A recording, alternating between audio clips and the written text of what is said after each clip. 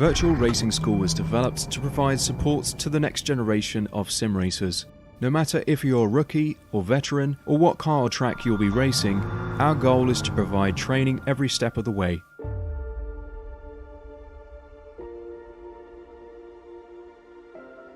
We found that iRacing can be quite difficult without proper training. There needed to be a way to prepare for on-track racing. With VRS, you can literally learn from the best sim racers in the world, including 4-time NASCAR iRacing World Champion Ray Alfalla. And Ray Alfalla is a 4-time champion of the NASCAR Peak Antifreeze iRacing Series. 3-time iRacing Grand Prix World Champion Martin Kroenke. Martin Kroenke becomes a 3-time world champion. Rallycross World Champion Mitchell de Jong. Mitchell de Jong is now champion for the iRacing Rallycross World Championship Series. And many other top sim racers. Data packs include everything you need to start learning. Our World Championship coaches create the data packs by setting a hot lap or a series of fast laps for you to compare, analyze, and replicate. Data packs also include a tutorial where the coach points out techniques they use to hit the fast lap. This gives you access to the latest driving techniques and setups before you even hit the track. Sign up for a free account and download the VRS telemetry logger. With this application running seamlessly in the background, your laps automatically start syncing to the VRS website. From there, you can analyze and compare 2 laps of your choice, whether it's your data, the coaches, or your teammates. VRS will automatically target improvement opportunities so you can get up to speed even faster. VRS also makes it easy for you to request and schedule one-on-one or group coaching sessions. These sessions can range from 30 to 90 minutes, and you can select the car, track, and setup combination of your choice. Visit virtualracingschool.com today to sign up and get started.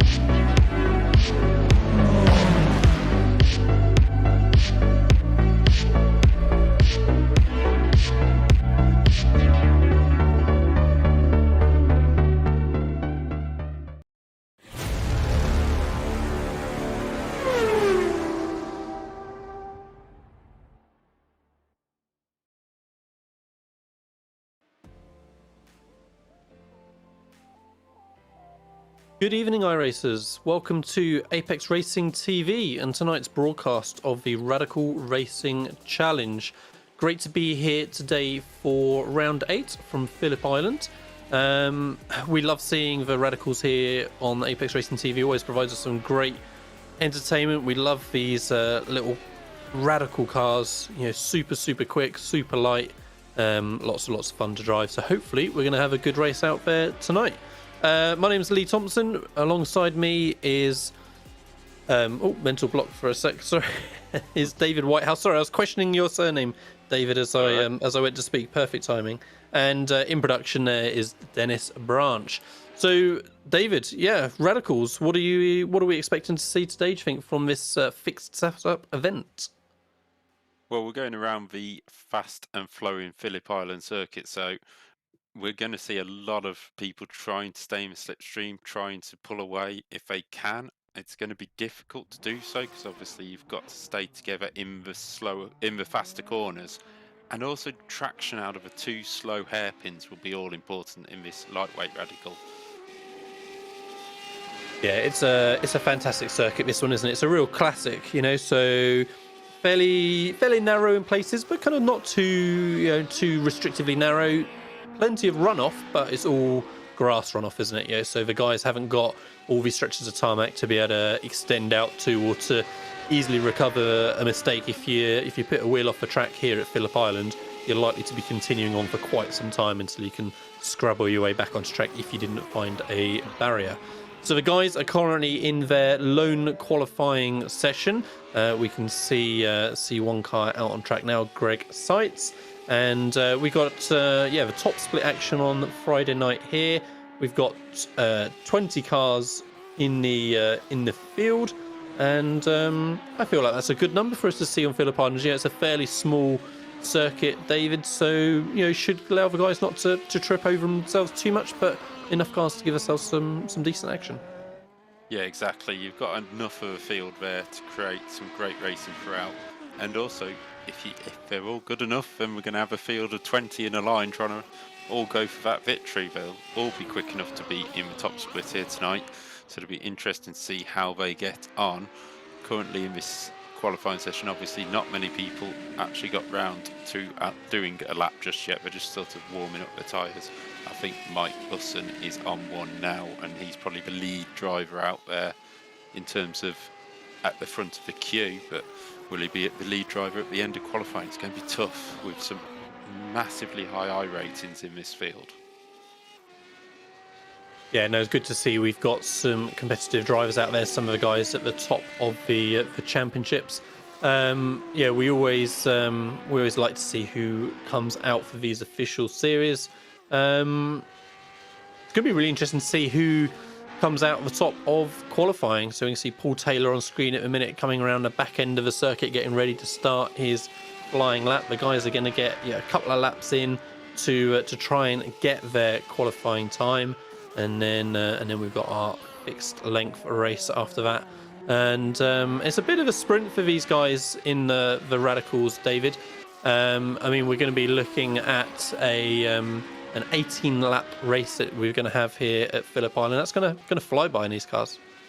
Yeah, it's not the longest circuit ever, and I was commentating on the Apex Racing League Radical Series earlier in the year, and they were doing hour-long and 30-minute races. So this is going to be a little bit less, but it's just going to make the drivers just that little bit more desperate to make the moves early on and just create a little bit more action. But they're all sort of skillful enough that we shouldn't see too many incidents, hopefully. No, here's hoping. Most of the guys out there are going to be familiar with running this car all season long. We're into week 8 now of the 12-week season. Hopefully enough of these guys are familiar with each other as well, but like I say, it will give them really an opportunity to provide us with some good action. So we can see the first qualifying laps coming in for the session, and it's looking pretty tight out there already, David. We can see less than a tenth at the minute between most of the positions out there. So yeah, good to see. But then right on cue, Sights breaks away from the field, and he's nearly 3 tenths down the road. Yeah, they've all kept it within the majority in the 24s for their first flying lap, and that's just a decent banker, whereas Greg seems to have gone full pelt straight away into the 23s with a 23.82, and we'll just see whether he can improve on that in this lap, because that could make all the difference. With some drivers will push really hard on first lap, some will try and get a banker. As we see, it's Mitchell Green coming across the line here. He's gone for a 25.0 on that lap, so that one didn't work out for him. But he does, he jumps up into second place. The timing at the bottom fooled me, and he jumps up into second, Busson up into third, Birch Told into fourth, as Yamanaka jumps up into fourth. So it's all changes. Callahan, there we go, into the 23s, and Cam on 23.6 and 23.7. So will Sights be able to reply to that? And it looks like he will, looking at the bottom of the screen, because it's all purple so far around this lap, which means he's been the fastest in every single sector. He comes around with turn 12, sticks to the shortest line to get to the line, and he crosses the line and goes into pole position by 2 tenths of a second for Cam, which is a huge gap looking at the rest of the gaps. Yeah, absolutely. That was his second flying lap, wasn't it? So we'll see who else has still got their second lap to go as well, and what improvements we might see. But like I say, yeah, great start from Greg already that time by. And super quick out there, right down into the mid-23s early on. We can see Mitchell Green down the bottom of the screen there, had a good first sector, but not such a good middle. That yellow sector showing that he hasn't improved on his previous attempts so far, but we'll see if he can pull it out for this final sector. Same for Robert Woodward, who we're seeing on screen at the minute. Again, is he going to be able to improve after not getting an amazing middle sector that time by? and he does improve just a touch. He gets a green sector in that last sector again. Yeah, the whole field that have actually done a qualifying lap only covered by 1.4 seconds, which over a 83-second lap is quite impressive that they're only losing that much time, because while these light radicals really do produce a lot of downforce and a lot of confidence, it is so easy just to run into a corner too deep and not have the downforce to hold the car down. And if you do that, that's when you're going off towards the green stuff. So at the moment, with everybody keeping it on the island and doing a good job. So it looks like most of the cars have towed back to pit lane now, but we've got maybe half a dozen so still continuing on for these last moments of qualifying. Again, we can see most of the cars there at the bottom of the screen not improving on their previous attempts, but of course they've still got the final sector where they could pull something out. Like I say, Sight's got that 2/10 gap over the field at the minute. I'm not sure anyone's going to quite be able to challenge for that, but yeah, in the top 15 positions, all covered by a second. It's going to be good. Yeah, exactly, and it's not like the three behind who have set lap times are that far behind either, and they'll have a nice little bit of slipstream as they go around, as we see Eric Hanley, coming around the final corner. He's heading, oh no, I thought he was heading for the pit lane. He's heading round. I'm not sure he's actually on a flying lap though, because it says 2 minutes something, so he's just out there practicing, I presume. And Ayala is in 15th at the moment. He's on a better lap, but is that, he's definitely been off the track there at the final corner. An unusual place to go off on the inside of there, so we'll just go see whether anybody actually can improve, because I think all these drivers are just going around after doing their 2 laps. Yeah, it seems like it never. I've always thought that was never a bad idea. Kind of even once you've got your qualifying run in, just kind of practice a braking point on a particular corner. If you feel like you need to improve, it always gives you another lap to try and have a bit of a practice. Right, so we can see then that the qualifying has now completed and our grid positions are in. So Greg Seitz did indeed take that pole position with a 1 minute 23.443. Then Josh Cam in second place for Pure Motorsport. Scott Callahan in third with Mitchell Green in fourth. Andreas Frederick in fifth with Arturas Kundalis in sixth. Dennis Kirakopoulos in seventh with Mike Busson in eighth. Yusuk Yamanaka in ninth with Fabio Berchold in 10th. Chris Cash in 11th and Enric Hanoi in 12th. Then 13th, we've got Paul Taylor, Nigel Redwood in 14th, Juan Ayala in 15th with Thomas Sproul in 16th. Sean Malloy, actually kind of series organizer, coordinates the community-funded broadcast that we do here on Apex Racing TV, down in 17th with Robert Woodward in 18th. Johannes Hersteman in 19th, and then Gerard van Langeveld bringing up the rear. Those 2 final cars didn't actually put a time in qualifying, but like you said, David, it was pretty close, to be fair, through the whole field, wasn't it? We just had sort of second and a half or so between the lot. Yeah, it's very promising for a race considering how close that qualifying session was. And those 2 drivers at the back, sometimes, I mean, I've done it many a times. Start at the back, try and hope there's a bit of a kerfuffle at the front and you can pick your way through quite quickly and then be onto the lead lap. So, onto the leader, sorry, we are now lining up on the grid. I think we're still waiting. No, second place is on the grid, so we're just waiting for the lights to come on. And there we go. So lights are about to come on. Greg Seitz on pole. Josh Cam alongside him in second. Who's going to get the launch off of the line? Lights go green here for round 8 from Phillip Island. And it's going to be a tight run down into this super, super quick, fast right-hander for the 2 leaders. Seitz does sweep ahead with Cam then in second. Callahan and Frederick looking pretty close, but looking clean for the top half dozen positions or so. It was a spin in the back there, and that's Yamanaka going off track. The rear just stepped out on him super, super early. Looks like he's just going to keep it out the wall on the outside, though. And now they work their way down in towards the infield, and they're going to have a heavy, heavy braking into the hairpin. And yeah, good to see the rest of the field pretty much getting through cleanly. Bit of smoke, and there's an outbreak in 5th, 6th position for Callahan. He clattered into another car as well, or maybe it was Callahan that was the victim. We'll check on that in a minute, but that was unfortunate. Otherwise, yeah, rest of the field looks like a pretty clean start, David, just those 2 incidents so far. Yeah, super clean start considering how difficult these radicals can be on cold tyres. I think for Yamanaka, he's still collecting a slide from turn 1 as he got to turn 2, and that's why he ended up going off. As we got contact of the rear, that's Taylor into the back of Hanoi, and that is put him right out into the barrier, so he will be heading back to the pits to fix that damage, I presume. But Saitsu is coming round into the final corner to lead lap number 1 from Cam, Green, Kundalis up into 4th, and Kiropoulos in 5th, Busson in 6th. And the biggest mover on the opening lap is Juan Manuel Estrella Ayala up into 8th, gaining 7 places off the line. Yeah, great job from him from avoiding those incidents earlier on as we watched Malloy and Langeveld swap places over the start-finish line. Looks like Malloy, just about continuing on. But, we've got Callahan with that damage, I think, from the first lap, just struggling through turn 1 perhaps, and manages, fortunately, to come back on track and not get involved with anyone else as we've got a battle for the lead. Still, Sights just about hanging on our inside line into the hairpin. Doesn't look like Cam quite got the drive off the corner to hang on inside, but he's still looking then into this heavily banked left-hand corner of Siberia. But yeah, nothing happening that time by this. Looks like this could be a great battle through the race for the win, as Cam just sat in that slipstream as they work their way up towards Lucky Heights.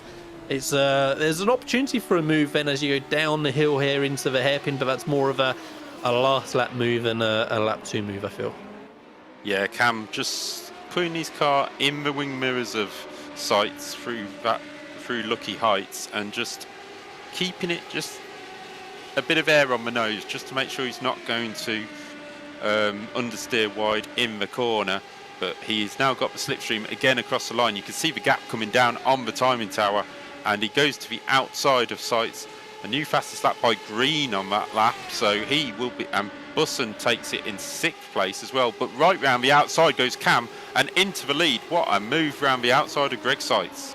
Yeah, fantastic. Like you say, round the outside in turn 1. It's definitely doable through there. Yeah, you can take multiple lines, but you've really got to hang it out, and he did well not to run out a road or anything on the outside and end up on the grass. So yeah, good start from Cam. He's obviously feeling confident in these early laps, and we'll just see what Sights has got for him and whether he really looks to come straight back or whether he's going to try and settle in behind. But we can see it's not just easily to breaking away. We've got a nice little train of cars. We can see from the intervals on the timing tower on the left, they're all orange and yellow, meaning they're all within a second of each other.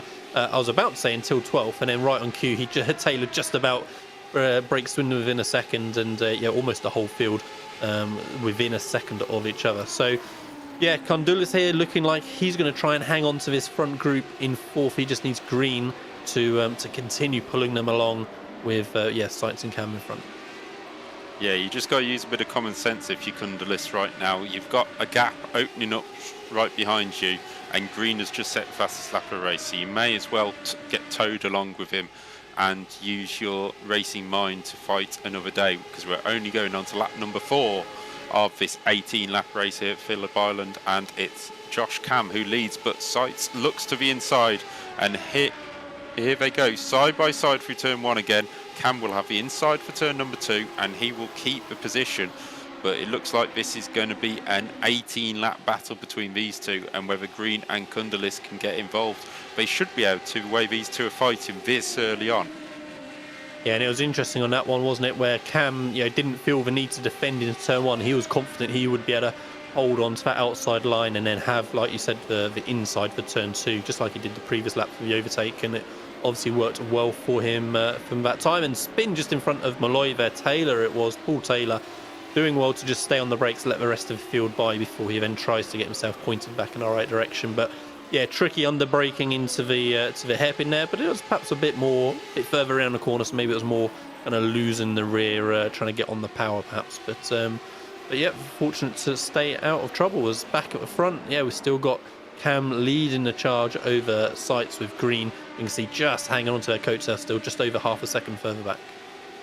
Yeah, there's a queue literally of 11 cars in this train all the way up back to Woodward in 11th, and there's a 2-second gap to Malloy, who we just saw moving up into 12th place. So Sights is going to get another run down into turn 1. It seems to be the favourite place between these two, but Cam just set the fastest lap of the race at 23.6. matched by Sights, matched by Green and Kundalis. So these four will start pulling away from the rest of the field, and it could be a 4-car fight throughout this. But Cam goes tight out of air and defensive. Sights is looking to set him up into the infield hairpin. Will he dive to the inside? Yes, he does. We're on board with him. No, he decides to fight another day, but I think he probably could have had the run there, but maybe he's happy sitting in second place. Some people are and don't like the pressure of having to try and watch their mirrors throughout, as we see Frederick trying to recover from that first lap incident. He's back up into 16th ahead of Langeveld, Yamanaka, Taylor and Hanoi, who is currently still in the pits after that accident. Yeah, battles all the way through the field, so right from the lead down to sort of 17th, 18th position. So great to see. Hopefully it continues on all race long. Already, yeah, lap 5 of this 18-lap sprint for the guys as Nigel Redwood backs it into to MG corner, and yeah, continuing on, trying to hang on to the coattails. We can see of P9 just in front of Berchold, and I feel like it's probably going to be about the edge of the draft. He's going to be probably feeling the pressure more from the car behind now as he just loses that toe ahead. A little bit 2x2 at the front, so Cam and Sights just breaking away just a fraction more from Green and Kundalis, and it's Green who looks under the most pressure at the minute, and Kundalis sees a little gap, has a little dive into turn 2. Green feels a need to give him the space on the inside, and Kundalis should get the drive off the corner. He does, but can Green hang in there and get on the brakes into the hairpin? He's a little bit too far back now, but he's just going to, there we go, slots back in behind Kundalis. Great move from Kundalis. It seemed maybe that Green just missed the apex initially, and it was a bit of an opportunistic move from Kundalis there, I think. Yeah, I think Green was looking to cut it back to a late apex, and if you do that, you run the risk of the drive behind just trying to slot his car into that gap and pushing you out wide and forcing you to turn outwards. But at the moment, there's just nowhere to you can't look anywhere for a bit of peace and quiet at the moment. It's action all the way, as we are now seeing the battle for 5th place. We have Kiropoulos, Busson, Cash, Ayala and Berchtold all in this line, and they realistically are losing touch with the top 4 now. So if they think they've got the pace, they better start making a move forward, as we now see Busson going for a move, going to the inside, and will he make it stick here? Oh, they're hanging it out 2x2 round the first corner, and it will give him the outside for the second corner, and he sweeps inside round the outside of the corner, as we see a mistake further back. I think that was by Cash, allowing Ayala through, and Berchtold having another go as well, but that was a great move around the outside of turn 2. Yeah, great racing again as they fan out a little bit into the braking zone. Nobody quite misjudges their braking zone that time by, which is good to see. So nice and clean all the way through. Yeah, I think Denise there is going to be the bane of our race. So I'm gonna stick with Denise as opposed to Kirakopoulos, I think. So yeah. So apologise there, Denise. If you catch up on the broadcast later, feel free to ping us a message in Discord as to some guidance on pronunciation, and we'll do our best for next time. But Josh Cam still leading the charge up the front from Greg Sights, then Kundalis, then Green, then Busson, then Denise, then Ayala, then Cash, then Berchtold, and then Redwood here in 10th position. And Cam just Cam and Sights, David, yeah, just pulling another 2 tenths on Kundalis and Green behind after their change of position last time. Yeah, they just seem to be settling in as Sights now looks for the move into turn 1, and he gets a position, but these two just sitting there and working together, it seems, to just try and stretch that gap, although Cam was the slowest of the 4 last time out, but only by about half a tenth of a second. So these 4 will be battling for this victory with no incidents, as we've got 10 laps to go, and things are just calming down a little bit as we now look at a complete mayhem in the midfield, as Ayala is up into 7th place and now looking for 6th off Denise. Can't quite make it through. Will he get the cut back as Redwood goes up the inside of Berchtold, who's been absolutely mugged in the last 2 laps, to drop to 10th. But yeah, there's Heston. Sorry, go on. Yeah, sorry, David. It was a bit of a late opportunistic move from Redwood there, wasn't it? He moved out very, very late from the slipstream, and both the guys did well to give each other the space through the hairpin. Are they going to be able to give themselves a space now as they come through Lukey Heights this time by? And in the end, Hesterman just decides the sensible option is to back out of that and allow the 2 cars to go, which I think was not a bad choice at all. And just struggling with the rear of the car though, under braking. It's a tricky area of the track, very steep downhill, hard on the brakes with then the sharp right-hander after it. But yeah, it looks like Hesterman just struggling a little bit with the car, and he's going to be under pressure to lose that 15th position in the moment as well. Yeah, that's one of the traction areas I was on about at the start of the broadcast. There's that and the infield hairpin, just really tough to get the power down once the tyres start wearing a little bit. But you really need to have that grip throughout the race, as we're now back to the battle for 5th place. Busson leading the way from Denise, Ayala, Cash and Redwood. So it seems to be that they're trying to settle in, and Busson is trying to pull this group back towards green. There's a 4-second gap, so I can't see it quite happening at the moment. Looking at the lap times that they are setting, yeah, they're not quite quick enough to close, as we see Frederick having the eventful race, another off at that infield hairpin. He was the one who went off on the first lap as well with Callahan. But Josh Cam is now struggling to keep up with Greg Seitz, and Kundalis and Green are putting the pressure on him because they can see Seitz starting to pull away. Yeah, that's all of a sudden changed around in this last lap, doesn't it? As you say, Cam very much under pressure now. So if Kundalis and Green want to try and stay for a chance at the race win, they've got to get by Cam super quick and not allow Seitz to break away. So yeah, 3-car train now heading down into turn 1. Is Kundalis going to have a little bit of a look into turn 2? We'll have a see if he has a little dive to our right, his left, but no, not this time by. And yeah, not the opportunity to capitalise on that different line that you rightly pointed out between himself and Green a couple of laps ago as well, David. Yeah, it's Green is really in a position where I think he thinks he's got that little bit extra pace in Gundalis, but he's just stuck behind him. Gundalis are not exactly going slowly, pressuring Cam, and Cam has actually closed 3/10 in that first sector alone, so maybe he was just taking a bit of a breather, giving the tyres a bit of a rest, and then going to go for it over the next 8 laps of this race. Yeah, talking about a little bit of a rest, David, we're going to struggle to find the time to get in our quick sponsor messages, but let's have a go now as we were riding on board with Green through Lukey Heights. So yeah, so part of the broadcast today for the Radical Racing Challenge is brought to you by SDK Gaming. You can add a virtual live HUD to iRacing, show timing towers, enhance relative boxes, minimaps, fuel calculators and more. You can use it to stream to Twitch and display an overlay similar to what we're doing for the broadcast here. And SDK Gaming syncs your commentary team's cameras as well, so you can focus, drive and overlay with your broadcaster.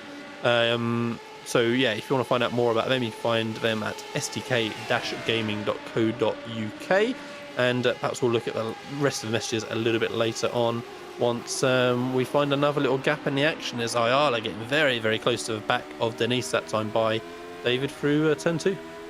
Yeah, very close, but we were just saying Cam was struggling. He's just set the fastest lap of the race with 23.5 and closed the gap to Seitz, as we now see Hesterman. Yeah, he was struggling early with the rear of that car and now has been off at turn 2, falling behind Sean Malloy. But look at this pack of 6 cars, as that's Ayala going up the inside of Denise. Ayala on the move. He qualified far down the field. He's moved up 8 places so far in this race. Make that 7 now, because Cash has just come through on him, and now he fights back into Lukey Heights, and this is just holding them up and letting Busson in 5th place get away from him. But he's not closing on the top 4, so he's looking to pull away and secure that 5th place position. Denise doing a really good job of holding off this pack at the moment. He realised early on that he wasn't going to be able to keep up with 1st to 4th, and has only dropped 1 position since, and he's on a real defensive drive here today. Yeah, absolutely. So working well for him so far. And another car who's on a defensive drive is Greg Seitz, as Josh Cam, like you rightly said, David, suddenly picked up the the pace after presumably what must have been an error 2 laps ago to drop back, and all of a sudden Sights going to need to defend into the hairpin if he wants to hold on to this spot. So Sights does stay on the inside. It allows Cam to go around the outside, but Cam's completely drove past him on the approach, but Sights able to be much later on the brakes, and Green and Kundelis as well squabbling in the background at the same time. Cam coming back on Sights. Where's the camera gonna need to settle on? They're first and second and third or fourth going hammer and tongs as they work their way through the infield, but as it ends up, Sights comes out ahead of Cam, Kundelis comes out ahead of Green, and yeah, they're going to continue fighting on as they head through now Lukey Heights. Yeah, I've noticed into Lukey Heights every single lap, Sights is running so wide, he's kicking up that dust on the outside, like you just saw Boosen do into there. It's a bit of a risk that if you gain the dirt on your tyres, and you could, especially on turn into a corner. But we're looking back now at Yamanaka, who had that early off at turn number 2 of the opening lap, and he's back up into 13th place behind Callahan, who was another driver who went off on the opening lap. And they're now caught up to Woodward, who has kept himself quiet so far, moved up to 11th place in the field, up 7 places so far, so quite impressive there by Woodward, sort of under the radar as such, and now he's got to hold off 2 drivers that definitely qualified ahead of him. Yeah, we've really got like 3 main packs in the field now, haven't we? As all the leaders, as an instant for Josh Cam. I couldn't quite see at first glance, David, whether that was a little tag from behind or whether he just lost control of the brakes himself. But Cam and Kundelis did get turned around as well at the same time. So let's have a look now so we can see that Sights had a little bit of a breakaway up ahead. Kundelis on the left, Cam on the right in the yellow car. And is he going to get a tag from behind? He does. There was a bit of net code on our side, but nonetheless, yeah, Green it would have been that gave him that little bit of push from behind. Unfortunately, turned Cam and then getting tangled up with Kundelis as well. So unfortunate for both of them, but Green has gone off to pit lane as well, David. Yeah, maybe he got a bit of damage from that. It was a really strange one as well, because Green actually got on the brakes before Cam, but it just shows the difference between the drivers, whether they get on the brakes early and then release the brake going into the corner, or if they just stamp on the brakes like I presume Cam was trying to do. And yeah, not the best of instance, but it's great for Greg Sights, who now has a 5.3 second lead from Cam, who stays in second ahead of Kundelis in third. So technically the top 3 hasn't changed whatsoever. No, but second and third, of course, have all of a sudden got pulled back into this battle in the midfield that we've been watching for most of the race, currently led by Ayala. And we can see the trainer cars there as they work their way back towards Honda Hairpin again. But like I say, Sights has been kind of well and truly let off the hook from that instant a lap ago. Really unfortunate to break up that epic battle for the podium spots, but now still we're going to see second and third having to hang on to that from all of these cars running behind all the way down into 8th position. So yeah, just 3.5 laps remaining. Yeah, just looking at the fastest laps for everybody, every single driver apart from 4 of them, except for, well, I say 4, one of them's Hanoi, who's beat 7 laps down and been in the pits, but 3 of them have hit low 24s. The rest have made it into the 23s, which we didn't see in qualifying. We only saw 1 of them in qualifying, so that shows how hot the pace has been here today, and they've been setting the fireworks off throughout this race. But Cam now 6 seconds behind Sights. He's not going to catch that, and he has to watch out for Kundelis, who's coming past. There's damage on the back of Cam's car as well, which obviously will not be helping him, and he ran into Kundelis, who's probably got front damage, aero damage as well. So down the straight, he's a bit of a sitting duck. Yeah, definitely looked like Cam struggled with the top speed end for sure, and we see already he's going to be under pressure now from Ayala as well. So he needs to be keeping a close eye on that as they work their way back in towards Honda Hairpin again. We're going to have Bushen and Redwood side by side as they work their way through. Oh, almost a little tag from behind, similar to what we saw a couple of laps ago. But just about Bushen holds on and yeah, keeps Redwood behind that time. Yeah, we haven't seen it, but obviously Bushen must have even made a mistake or just got shuffled back. He was up in 5th place and now he's having to recover back. He's back up into 7th now. But Ayala up into the podium positions. He's moved up 12 places here just in these 15 laps. So that's, you know, almost one a lap that he's been moving up. And obviously the biggest mover here today. And just a great drive by the Ayala to move up that many places, because this is not an easy field to try and start passing. No, and we've got the car numbers displayed on the timing tower in a minute. We can see that he's car number 19, which means in an official series he is ranked by iRacing 19th out of the 20 runners. So for him to make that progress and be currently running in third position is pretty amazing for Ayala. Say 2,500, just over 2,500 iRating, and he's driving against drivers at the minute with 5, 6, 4,500 iRating all around him. So fantastic job so far. Yeah, great job. But he is now 3.5 tenths behind Kundelis, who was the 4th ranked driver in this field. So that shows you how well he is doing.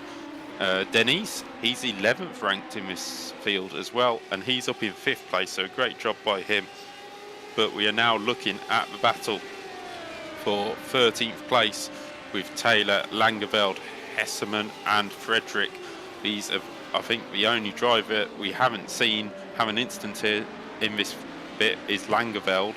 Malloy must have had an incident somewhere, because he was up in about 12th place at one point. So it just shows you that we cannot keep up with every single piece of action, because it's up and down the field here. Yeah, absolutely. Absolutely has been, like I say, constant action all the way through. And we still see all these orange and yellow intervals between the drivers. So we know it's less than a second between all of those cars as they continue on.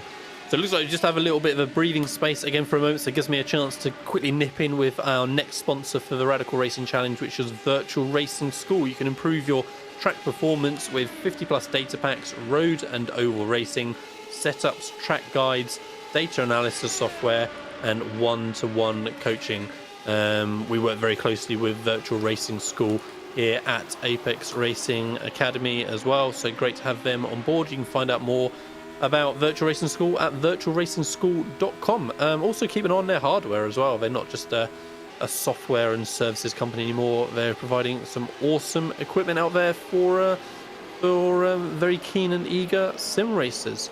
So back to the action, and all of a sudden, again, this middle pack running from sort of 5th back to 9th is just squabbling all over the place again, David, and we see Redwood having a little bit of a nose that time on Busson.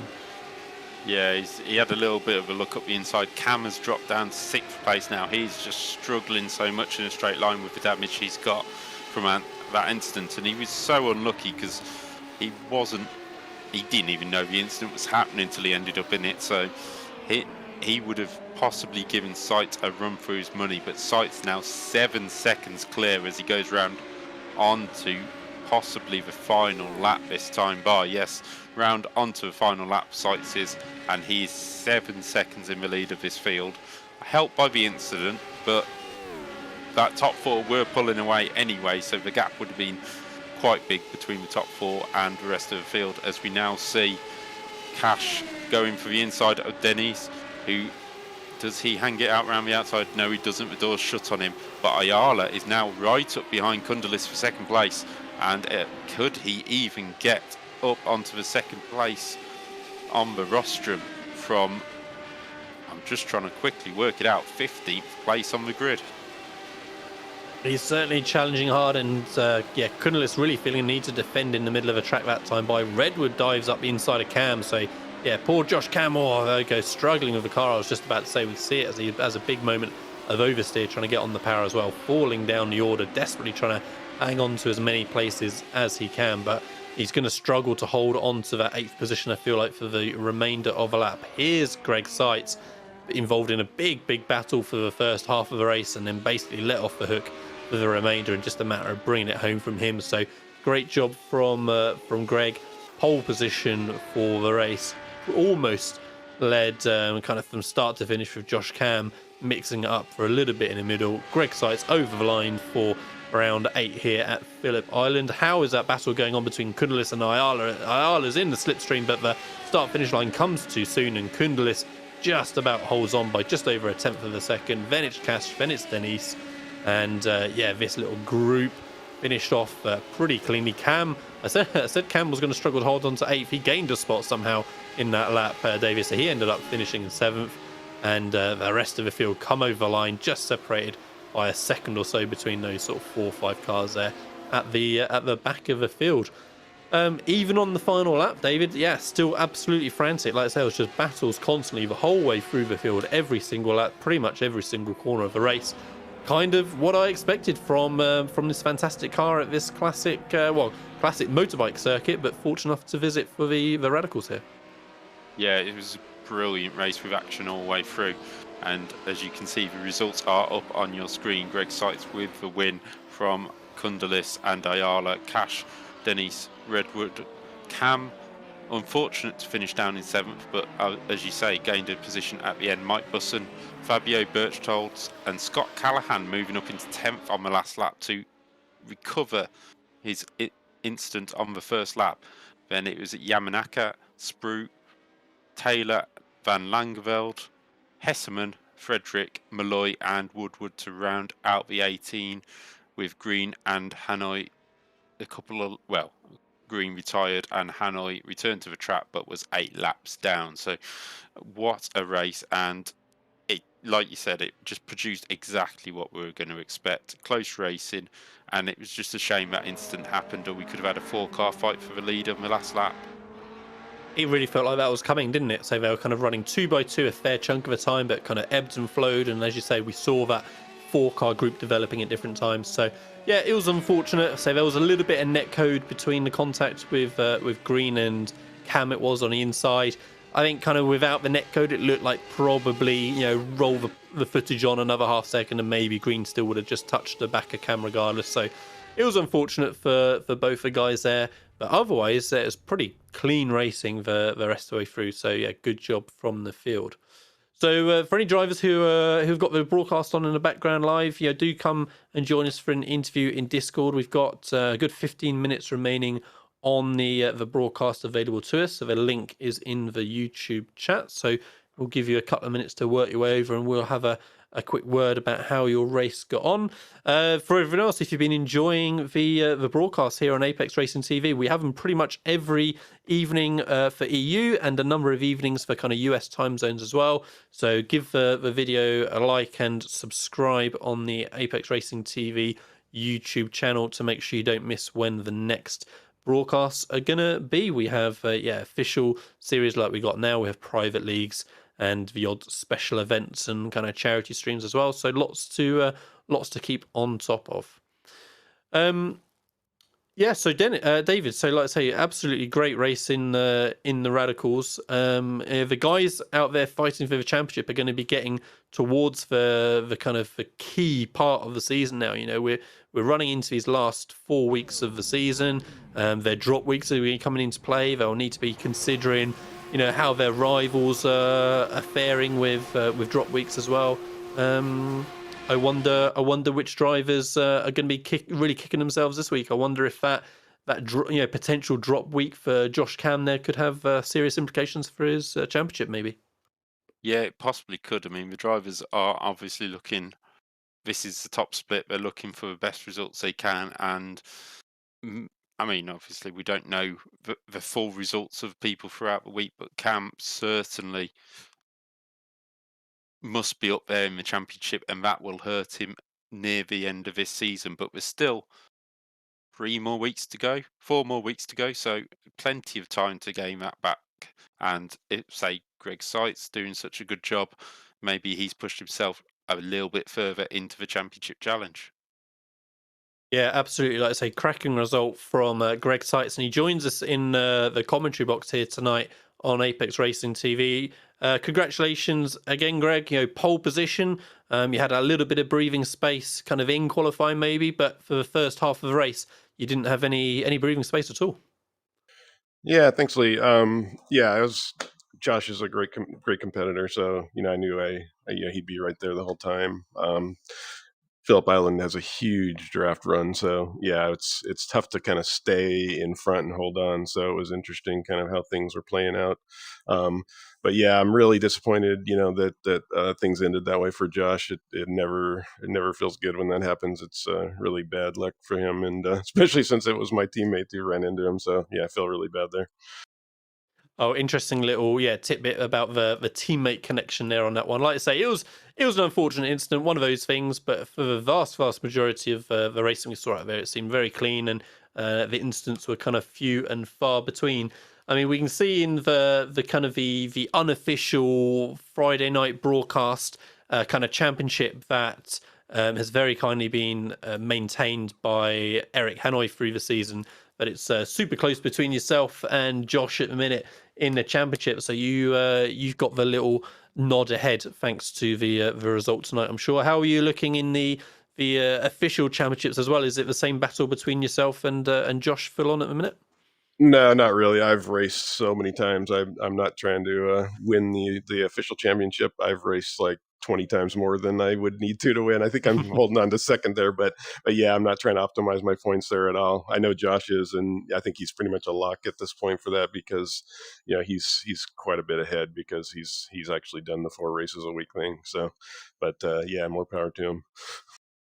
Sure. Well, like I say, hopefully we'll see some good racing from both of you again next week for week 9. We're going to be at Road Atlanta. I mean, how are you feeling about that circuit? I mean, I immediately kind of feel that could be a little bit tricky for the Radicals with the couple of the harsh curbs out there. But how have they fared, do you think?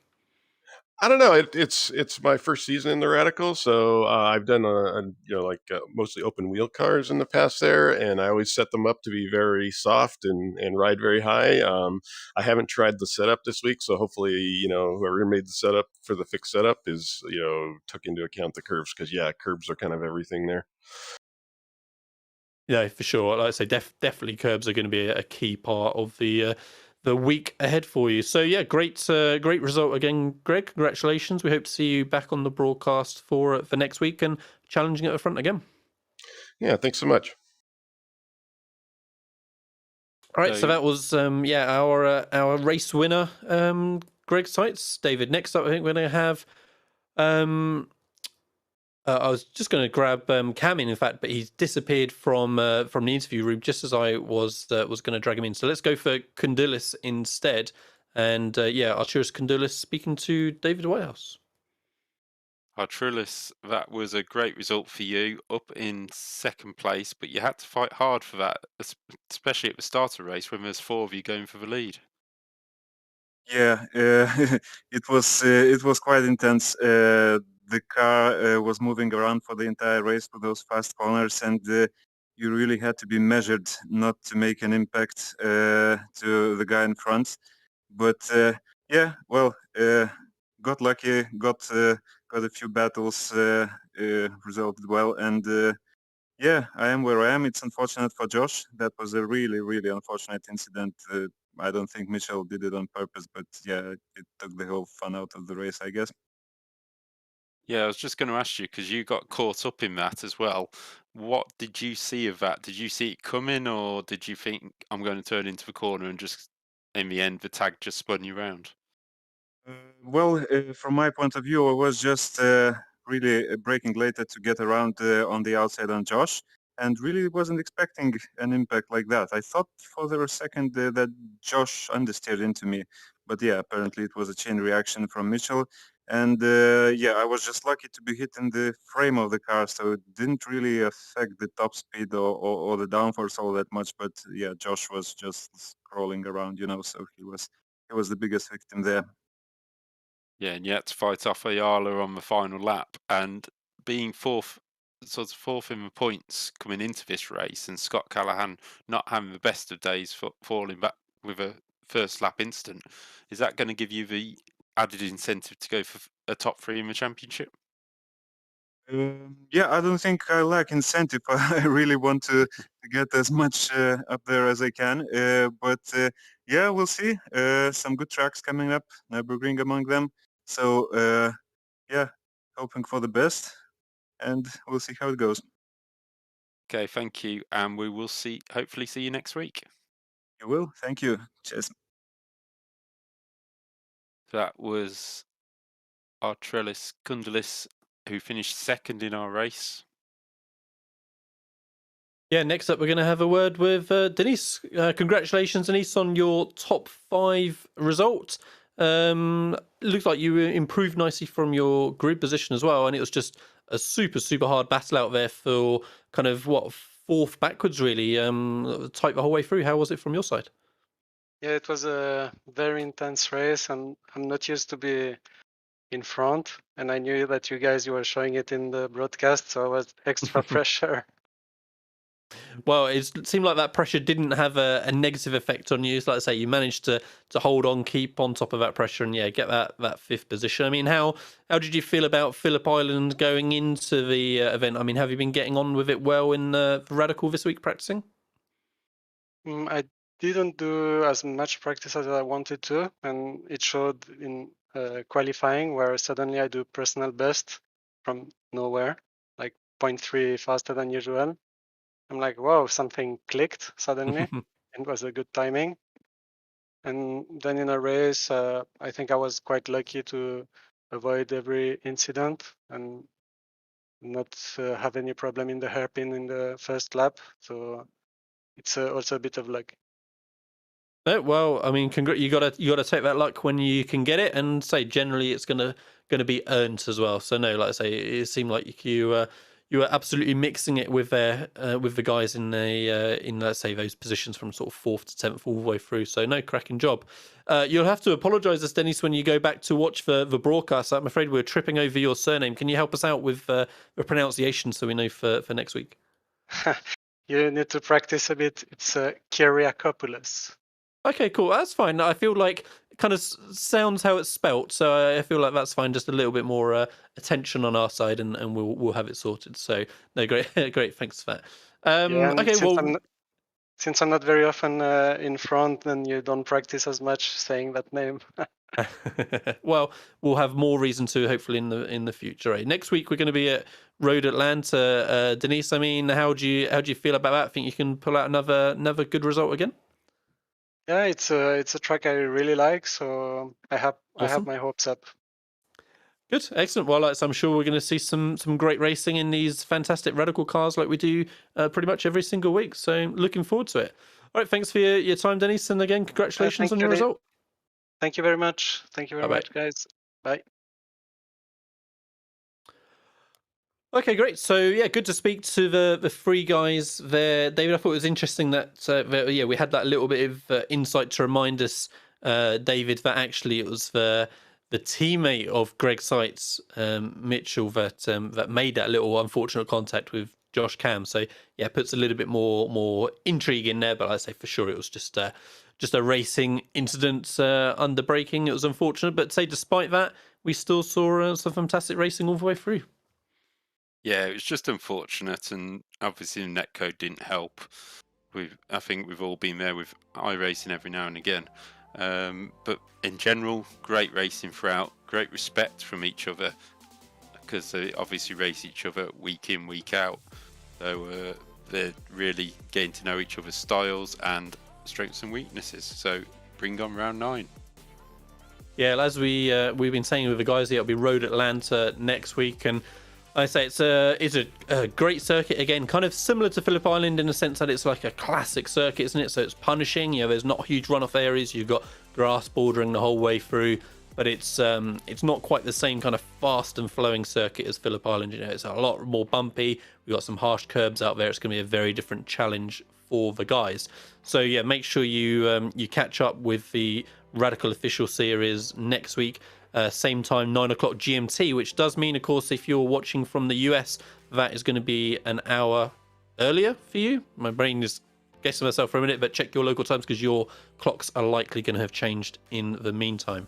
Next up on Apex Racing TV is going to be the Apex Racing Academy Formula Renault 2.0 Championship, which will be tomorrow night at 8 o'clock GMT, so definitely be worth keeping an eye on those. And again, if you haven't already, please do leave a like on the stream and subscribe to the channel if you've been enjoying the coverage. It does make a huge difference to us. Try and get that reach growing and try and get more and more people watching the action that we have here on iRacing kind of day in and day out. So we hope to see more of it for sure. So that's going to finish up our broadcast for the Radical Racing Challenge, but certainly not for the season. We've got 4 more rounds still to go. To lead us all the way up to the end of November. And that will do us say for tonight. So yeah, I've been Lee Thompson looking after you on commentary, along with David Whitehouse and Dennis Branch looking after all of us on production. So we shall see you again, or the regular team will see you again at the Radicals for next week.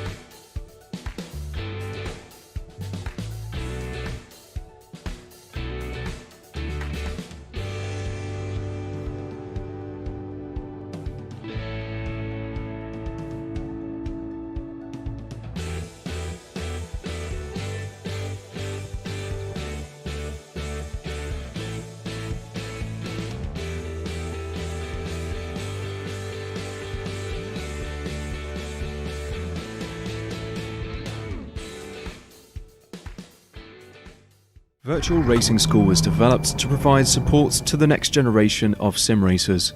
No matter if you're a rookie or veteran or what car or track you'll be racing, our goal is to provide training every step of the way.